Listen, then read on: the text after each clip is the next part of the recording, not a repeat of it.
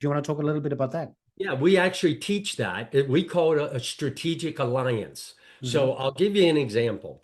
When I first became a Mars Venus coach and we were teaching things like stress management, how men and women cope with stress differently, the first thing I thought of is instead of marketing directly to the public to come to my workshop, where do people go when they're stressed out?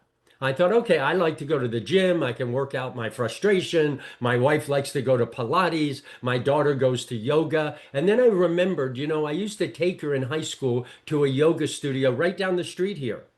And Hmm. so I thought people go there to relax and to, de-stress.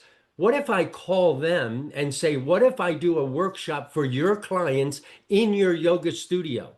And the first woman that I said, I called her and said, I used to bring my daughter there in high school, and I represent Mars Venus. The first thing she said, oh, I love John Gray. And I thought, oh, I got a live one here. I said, we do workshops in yoga studios. I'd like to come down and show it to you. She said, come on down. I opened my laptop. I showed her the whole workshop, and she went, this is amazing.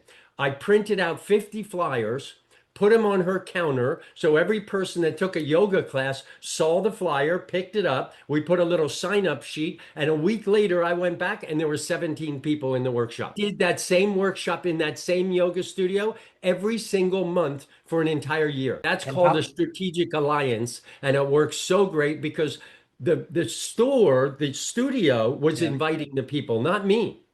So they already have credibility. They've been taking classes there for quite some time. So they knew the instructor, they knew the owner, they love them. And now you have credibility because they said you should come to this workshop. I didn't Mhm. have to do any marketing, no promotion, nothing.